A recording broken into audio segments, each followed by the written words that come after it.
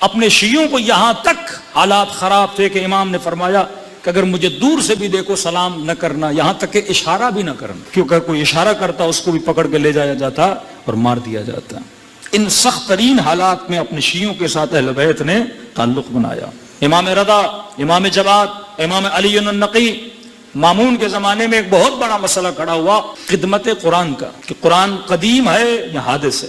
قدیم کا مطلب جب سے خدا ہے تب سے قرآن ہے، حادث کا مطلب نہیں پہلے خدا ہے بعد میں قرآن بنا۔ سختی سے اہل بیت نے اپنے شیعوں کو منع کیا کہ جہاں پر بھی یہ مسئلہ ہو تم نے اس مسئلے پہ اپنی زبان کو کھولنا نہیں ہے، اس مسئلے کے دونوں سروں میں شر ہے، اس مسئلے پہ تم نے خاموشی۔ ان تین ادوار میں، تین اماموں کے ادوار میں شیعہ اس میں اہل سنت کا بہت بڑا امام، حنفی جتنے احناف ہیں ان کے امام کو معتصم کے زمانے میں زندان میں ڈالا گیا کیونکہ یہ قرآن کو قدیم مانتے تھے، ان کو تازیانے بھی مارے گئے، زندان میں بھی گئے۔ مامون کے زمانے میں جب مسلمان روم میں اسیر بن کے چلے گئے اور رومیوں نے کہا ہمیں پیسے دو، اس کے بدلے میں اپنے اسرا کو لے دو، تو مامون نے اپنے لوگوں کو کہا کہ اسیروں کو لاؤ جتنے مسلمان ہیں، ان سے صرف اتنا پوچھنا ہے کہ قرآن کو قدیم مانتے ہو یا حادث مانتے ہو، اگر عقیدہ خدمت قرآن پر قائل ہیں تو ان کو پھر رومیوں کو واپس کر دو، جو اس عقیدے کا قائل نہیں ہے اسے ہمارے پاس لے کر آؤ۔ ہزاروں لوگوں کو مارا گیا ایک عقیدے کی وجہ سے۔ معصومین نے اس زمانے میں اپنے شیعوں کو بچایا کہ ان مسائل کے بیچ میں تم لوگوں نے پڑھنا نہیں ہے۔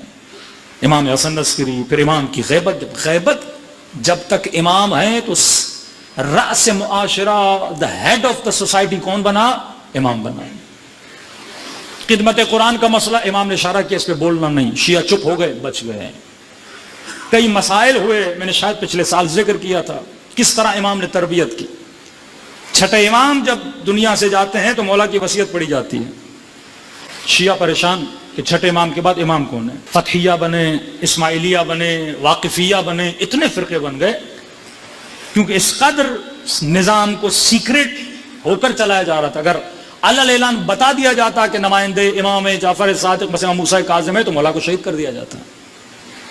وقت کے حاکم نے اپنے بندوں کو بھیجا کہ جب وصیت نامہ پڑھا جائے وہاں پہ کھڑے ہو جانا اور جب جانشین کا پتہ چلے فوراً اس کو پکڑنا اور سر قلم کر دینا۔ اب وصیت نامہ امام جعفر صادق دیکھیں کتنی ٹیکنیک سے امام نے وصیت نامہ لکھا۔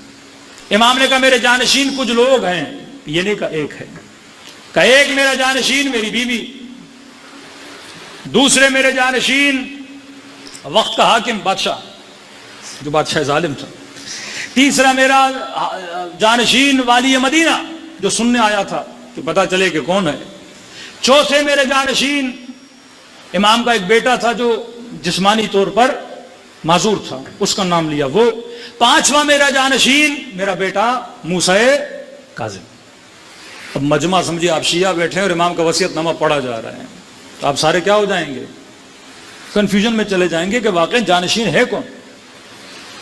بادشاہ نے بلایا وزیر کو، کہا کون ہے؟ کہ قبلہ اب کس کو ماروں؟ انہوں نے آپ کا نام بھی لیا۔ کس کو پکڑوں؟ میرا نام بھی ہے۔ تو کہا لوگوں کا ری ایکشن کا سارے کنفیوز تھے کہ جائیں تو کہاں جائیں۔ ابو حمزہ سمالی بیٹھ کے عبادت کر رہے تھے، ایک شخص دوڑا دوڑا آیا کہ ابو حمزہ سمالی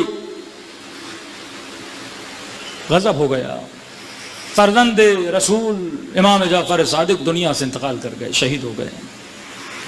انہوں نے گریہ کیا، کہتے ہیں غش کھا گئے، ہوش میں آئے، پہلا سوال کیا کہ ان کے بعد کا امام کون ہے؟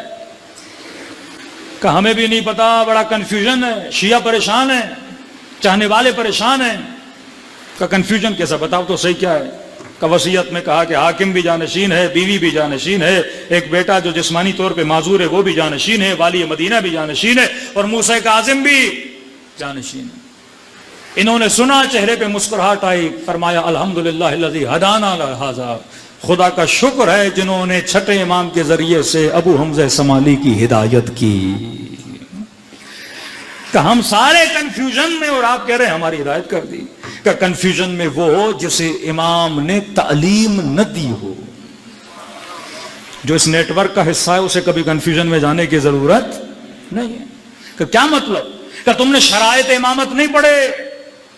شرط امام یہ ہے کہ امام مرد ہوگا، عورت تو کا پہلا آپشن مائنس ہو گیا کہ بیوی ہیں، کیونکہ بیوی تو عورت ہیں مرد تو نہیں ہیں، وہ معاشرے کو لیڈ کیسے کریں گے؟ دوسری شرط امامت، امام ظالم نہیں ہوتا. کہ یہ والی مدینہ اور حاکم کون ہے؟ ظالم ہے، وہ بھی امام نہیں ہو سکتے. تیسری شرط یہ ہے کہ جو امام ہوگا اس کے بدن میں ظاہری کوئی عیب نہیں ہوگا. کہ جو بیٹا معذور ہے وہ تو امام ہو ہی نہیں سکتا. آپشن ایک ہی ہے، موسیٰ کاظم علیہ الصلوۃ والسلام کا.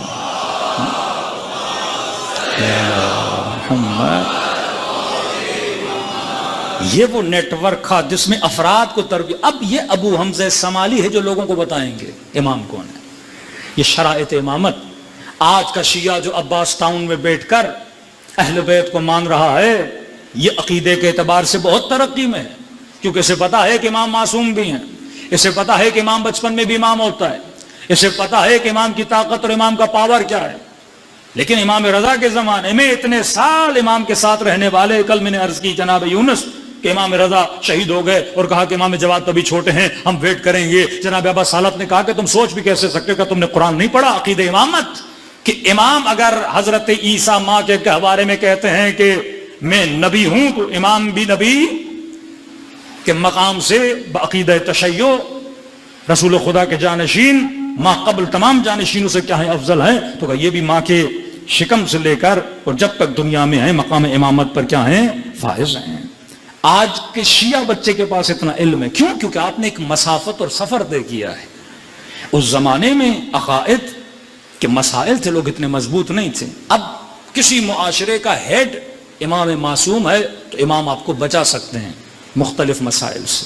شیعوں کے لیے مشکلات تب شروع ہوئی جب امام پردے غیب میں چلے. اب غیبت کی کیا مصلحت ہے وہ پروردگار عالم جانے. ظہور کب ہوگا وہ مصالح خداوندی ہے. لیکن جب امام غیبت میں گئے تو اصل مسائل شیعوں کے لیے شروع ہو گئے. اصولی طبقہ، اخباری طبقہ، تفکیکی، فلسفی. ایک آیت اللہ دوسرے آیت اللہ کو کہہ رہا کہ اگر یہ فلسفے کو مانتا ہے یہ نجس ہے. مطلب اس حد تک حوزہ یہ علمیہ میں مسائل تھے کہ نجف کے بعض علماء نے جو اینٹی فلسفی تھے انہوں نے کہا جو فلسفہ پڑھتا ہے فلسفہ مانتا ہے وہ نجس ہے. ایون آپ اس سے ہاتھ نہیں ملا سکتے. امیر المومنین کا ماننے والا ہاتھ نہیں ملا سکتے. پھر اصولی شیعہ، پھر اخباری شیعہ، مسائل جدید، ٹرانسجینڈر کا مسئلہ یہ اس زمانے میں تو نہیں تھے. ایک بندہ آپریشن کرا کے مرد بھی بن سکتا ہے، عورت بن سکتی ہے. آپریشن جائز ہے، حرام ہے. انٹرنیٹ آ گئے، آپ جوان کے مولانا انٹرنیٹ استعمال کریں کہ نہ کریں. اصولی بڑے محتاط، اخباری حرمت اہل بیت میں بہت شدت تھے ان کے اندر، لیکن مسائل میں بڑا فلوئنٹلی وہ آسانی سے آگے بڑھ جاتے ہیں. اب آپ کب تک اس جوان کو روکو گے جناب انٹرنیٹ استعمال نہیں کرو، حرام ہے. 1 دن 2 دن 5 دن 6 دن. لیکن معاشرہ بغیر انٹرنیٹ کے جب چل ہی نہیں سکتا. یونیورسٹی میں ایڈمیشن لے گا کہیں گے ای میل ہے کہ نہیں، فلاں ویب سائٹ پہ جا کے فارم بھرو. اب یہ بیچارہ کرے تو کیا کرے؟ فتویٰ آ گیا انٹرنیٹ حرام. اب یونیورسٹی میں جا ہی نہیں سکتا جب تک انٹرنیٹ اس کے پاس نہ ہو. تو آپ چیزوں اور ٹیکنالوجی کا مقابلہ نہیں کر سکتے. مسائل بڑھتے گئے، امام موجود نہیں ہے، مطلب پردہ غیب میں ہے.